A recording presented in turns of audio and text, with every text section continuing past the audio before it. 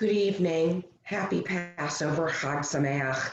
And although this may be a Passover unlike any other you've experienced, with a table that looks far different than it usually does, if you're watching this, you have a computer screen in front of you and are using that Seder to connect with others, to connect with a Haggadah, some way of dealing in this world that we have right now. But I find that sometimes it's our traditions, even if our table doesn't look the same, the people aren't there that we want to be there.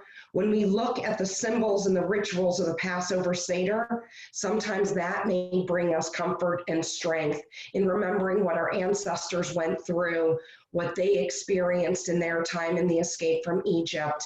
And every year we are told we are supposed to put ourselves in that place of knowing what it is like.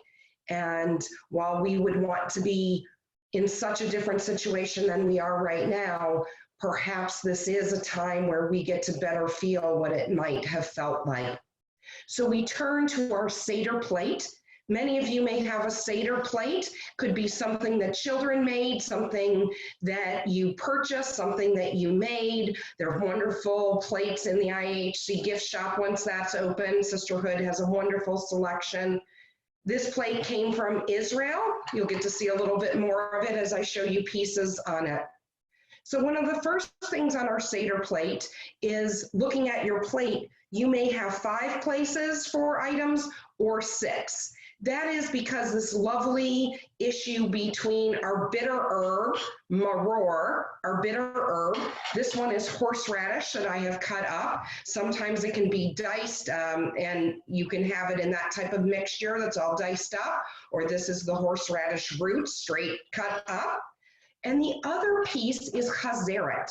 Chazeret is a bitter lettuce, and romaine, many of us like it, but romaine is actually a bitter lettuce, especially at the white parts. So some of your Seder plates may have chazeret. Not all of them do, it just depends. It's one of those customs that existed and continued on, and so some plates will have them, some not. But this bitterness of the experience for our ancestors is felt through these bitter tastes. A taste of sweetness, although not for a sweet reason, but a taste of sweetness is our haroset. Haroset is usually an apple mix, apples and wine or grape juice and nuts if you're able to have nuts. If you have Sephardic recipes, you may have raisins or prunes mixed in.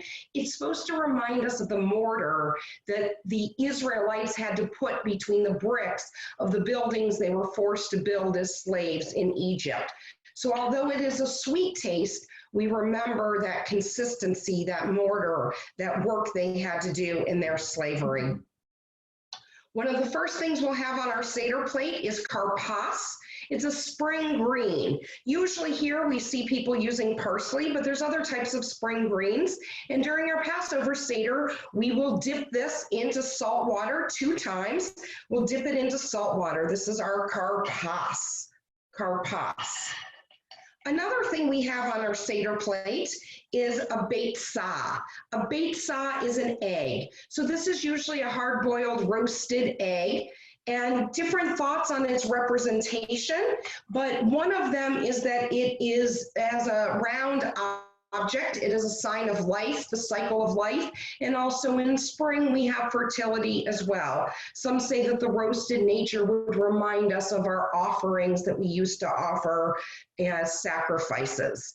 And speaking of sacrifices, we have another thing on our plate, and it's called the zeroah. Zeroah is a bone, usually the shank bone, which is representative of the sacrifice that was offered for Passover.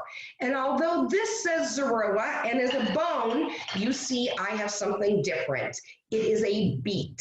So the rabbis long ago ruled that a roasted beet was acceptable if you were not able to find a bone, or if you were a vegetarian, that a roasted beet would be acceptable because of the red color, which you probably can't see through the screen, but the dark red color was representative of the blood of that sacrifice.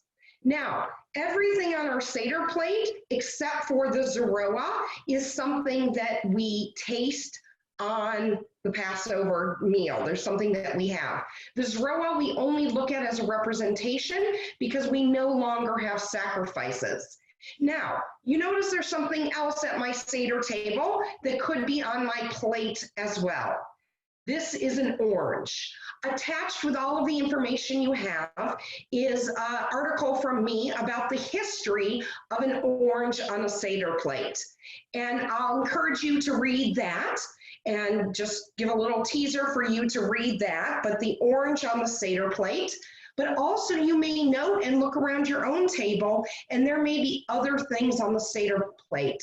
One of the new rituals that people are doing are finding objects, often food, but sometimes other objects that represent something important. And it is put on a Seder plate as a reminder, just as our maror, just as our haroset. All of these things are a reminder of things that we have been through and things that we have hopes for the future. So too can new ritual items be there as well. And so I hope that you have time talking with your family, with your friends, even if it's over Zoom, thinking about what new ritual items might be part of your Seder table. We hope that you have a wonderful Passover. We are thinking of you. We are sending out our thoughts and prayers for this to be a better year after this Seder to come. And so that at the end of this Seder, when we say next year in Jerusalem, perhaps it will be so, at least next year out of our house. Take care and have a wonderful Passover.